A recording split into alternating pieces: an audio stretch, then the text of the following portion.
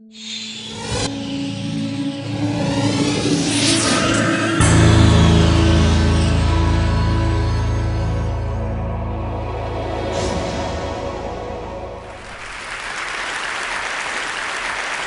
Zuckerberg, a journalist, was asking him a question about the news feed.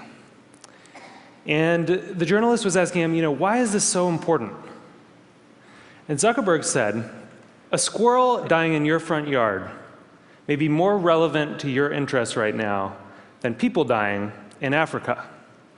And I want to talk about what a web based on that idea of relevance might look like.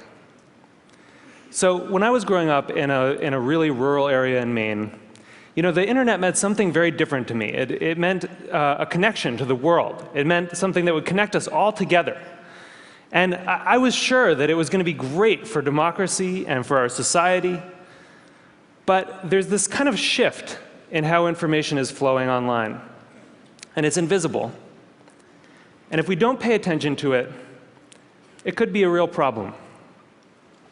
So I first noticed this in a place I spend a lot of time, my Facebook page. I'm progressive politically, big surprise, but I've always gone out of my way to meet conservatives. I like hearing what they're thinking about. I like seeing what they link to. I like learning a thing or two. And so I was kind of surprised when I noticed one day that the conservatives had disappeared from my Facebook feed. And what it turned out was going on was that Facebook was looking at which links I clicked on. And it was noticing that actually I was clicking more on my liberal friends' links than on my conservative friends' links. And without consulting me about it, it had edited them out. They disappeared. So Facebook isn't the only place that's doing this kind of invisible algorithmic editing of the web. Google's doing it too. If I search for something and you search for something, even right now at the very same time, we may get very different search results. Even if you're logged out, one engineer told me, there are 57 signals that Google looks at. Everything from what kind of computer you're on, to what kind of browser you're using, to where you're located, that it uses to personally tailor your query results. Think about it for a second. There is no standard Google anymore. And the funny thing about this is that it's hard to see. You can't see how different your search results are from anyone else's. But a couple of weeks ago, I asked a bunch of friends to Google Egypt and to send me screenshots of what they got. So here's my friend Scott's screenshot. And here's my friend Daniel's screenshot. When you put them side by side, you don't even have to read the links to see how different these two pages are. But when you do read the links, it's really quite remarkable. Daniel didn't get anything about the protests in Egypt at all in his first page of Google results. Scott's results were full of them. And this was the big story of the day at that time. That's how different these results are becoming. So it's not just Google and Facebook either.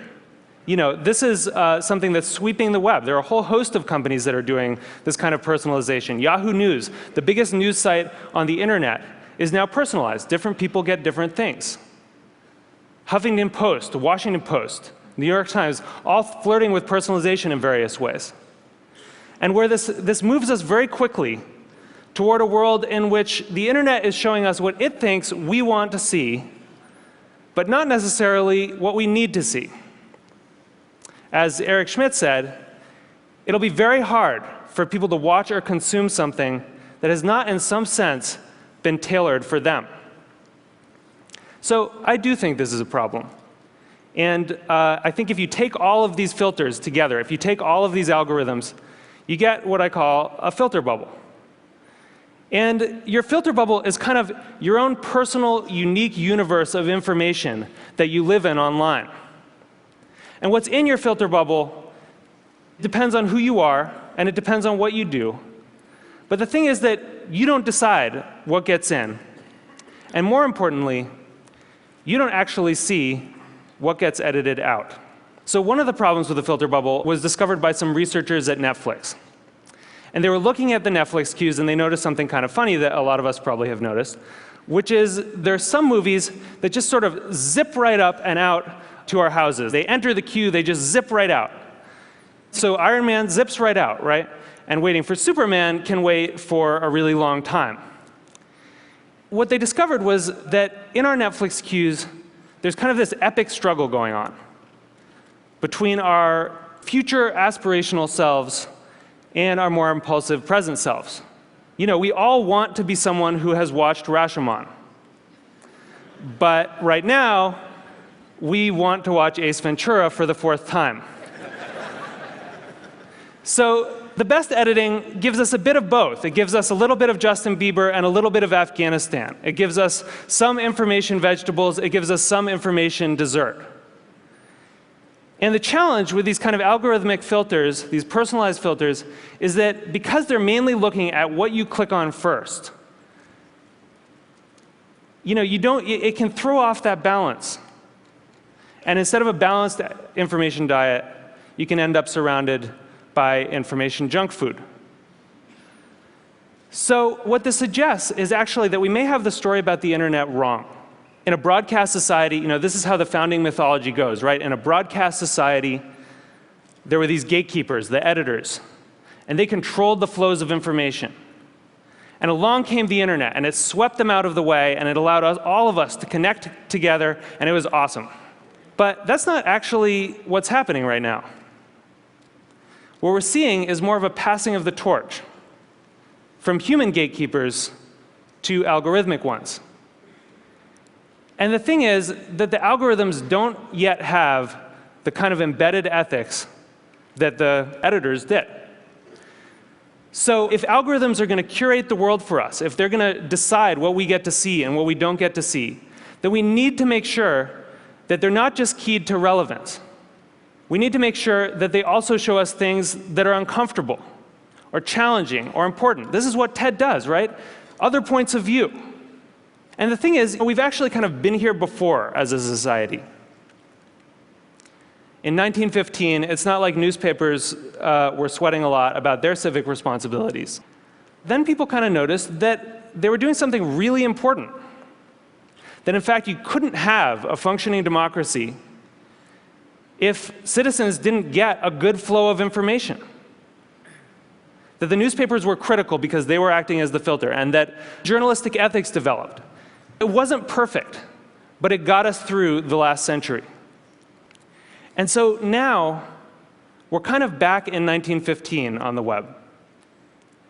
And we need the new gatekeepers to encode that kind of responsibility into the code that they're writing. You know, I know there are a lot of people here from Facebook and from Google, Larry and Sergey, who, you know, people who have helped build the web as it is, and I'm grateful for that. But we really need you to make sure that these algorithms have encoded in them a sense of the public life, a sense of civic responsibility. We need you to make sure that they're transparent enough that we can see what the rules are that determine what gets through our filters. And we need you to give us some control so that we can decide what gets through and what doesn't. Because I think we really need the internet to be that thing that we all dreamed of it being. We need it to connect us all together.